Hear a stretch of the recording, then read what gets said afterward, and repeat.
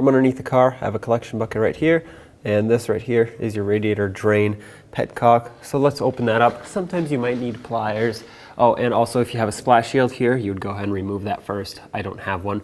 But sometimes you might need pliers. Other times you can just get it loose by hand. Don't take it all the way out, but just remove it enough for coolant to start draining, and then we'll lower the car, or if you're not on a lift, then just go up top, remove the radiator cap, and that should allow much more flow to come out of here. Like I said, now up on top, you can remove the radiator cap, set that aside. This will help things drain a little bit faster. And while we wait for it to drain, let's remove the upper radiator hose. That requires removing this clamp. Squeeze the clamp, pull it to the side, or pull it off of the fitting here. Give this hose a twist to break it free. And if it doesn't, we might need to use a little bit of plier force here. However, when you do this, be very gentle because you don't want to break the hose. You just want to wiggle it to break it free. There we go. All right, that is the sound of it breaking free. Now you can pull it off of the radiator.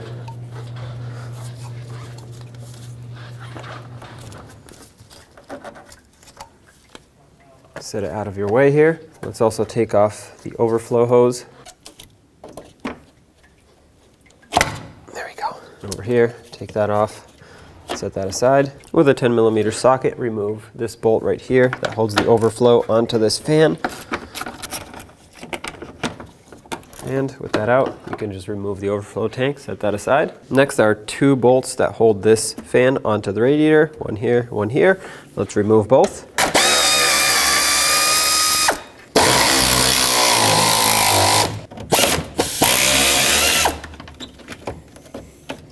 Now you can take the fan, pull it up a little bit, and this will make it a little bit easier to disconnect it at this point. There's the electrical connector, unplug it, set this aside. At this point, if you look from above, you can see where the petcock is, so I'm just going to go ahead and plug it. Make it nice and tight, and then I'm going to take my collection bucket away. Over here, we have a connector that is secured to the radiator fan. Go ahead and take that out. Oops, I'm going to have to resecure mine differently. There's a bolt over here. Go ahead and take that out. Also a 10mm. Moving along, you have the electrical connector. Go ahead and unplug it just like the other fan. Set the wire aside. And another 10mm bolt over here. Now you can take this fan, slide it up a little bit to the side, and on the passenger side you'll see a retainer right here that holds this wiring harness onto the fan, and then to the side of it, if you follow it, there's an electrical connector that's going to have to get unplugged as well. And now with everything disconnected, you can take this fan out as well. Next I'm going to unplug this electrical connector for the temperature sensor. And then it has to get unclipped from the radiator here. You squeeze both sides of this connector or retainer, pops it right off. And one last thing is this lower radiator hose, which is in very poor condition. Well, not the hose, but the clamp is. And I will be replacing it, but this one, as you can see, is pretty much done. So I'm just gonna finish breaking this off of here.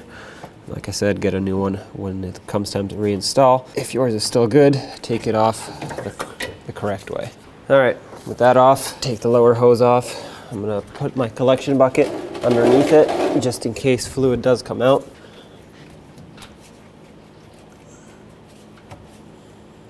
Just a couple drops. All right, now there are two brackets to remove, one on each side. They look like this, and they're held on by 10mm bolts.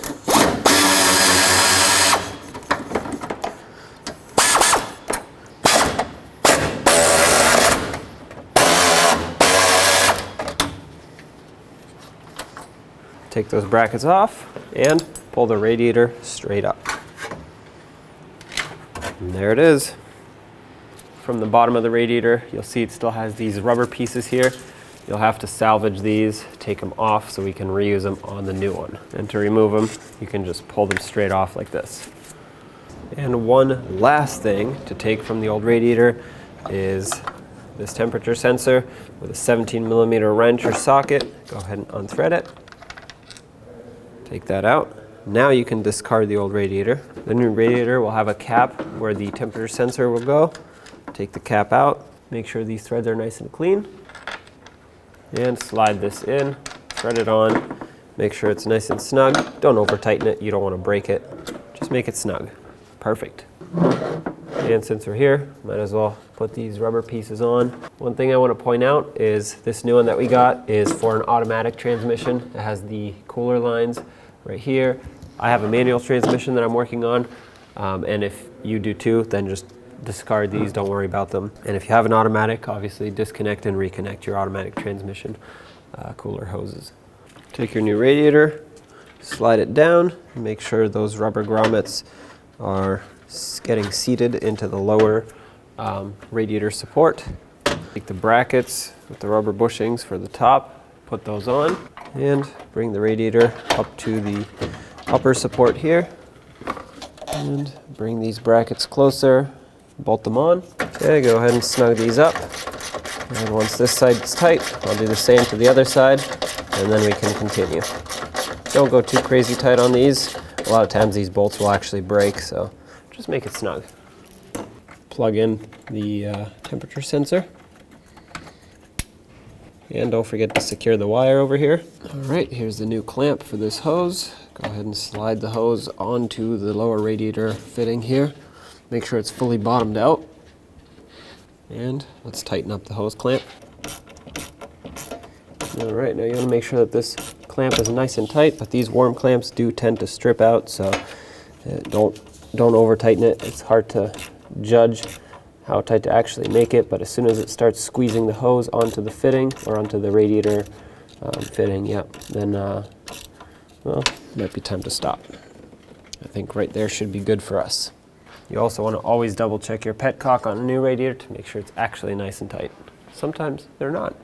Let's put the passenger side fan in and make sure it lines up with its mounting points on the bottom as well as on the top. Just like this. This just fell into place. However, before I bolt it on, I'm going to go ahead and reattach this wiring down here. It's easier to do it when you can move the fan around. All right, with the wires attached, let's get it back into position.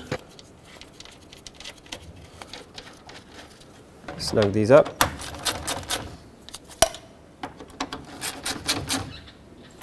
I'm going to take a wire tie and secure this connection right here where the retainer broke.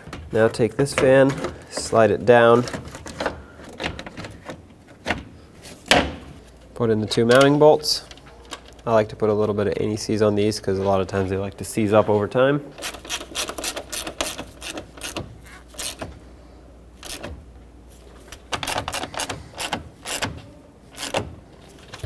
Let's put the overflow tank back in. Make sure it lines up at the bottom. It has a little mounting hole. This slides into that. Just like this. Bolt on the top. Route the overflow hose through these little retainers on the fan. And let's plug this in. Make sure it's bottomed out all the way. Now get the upper radiator hose. Slide this on all the way. Let's put the clamp on. Okay. With the hose that I'm reusing, I like to get it as close as possible to how it was before. As you can see, the hose already has an outline of where the clamp used to be, and if it sits on that same outline, it's more likely to make a perfect seal. And don't forget to reconnect this fan. I have a spill-free funnel that I installed here, and I'm going to use this to fill up the cooling system. This will also help burp the air out because it's the highest point in the cooling system. So just go ahead and fill it with manufacturer's specified coolant. You can refer to your owner's manual if you're not sure what to use. So I'm just going to fill this until it stops bubbling, and then I'll leave the funnel about a quarter of the way full. Then I'll run the vehicle and make sure the heat is on inside the car. That way the coolant can circulate through the heater core. I'll wait for the car to warm up, and hopefully the cooling fans will turn on. Pay attention to the temperature gauge to make sure it doesn't go above the hot, and then we'll shut it off once the car has reached operating temperature. Let it cool down, and then we'll cap it off. Now that the car has ran, I'm just going to cap this off, remove the funnel, and I'm going to put the rest in my overflow tank until the tank reaches the maximum fill line. which you can see on the side of it. Oh, right there, tank is full. I'm gonna remove my attachment and put the radiator cap on, take it for a road test.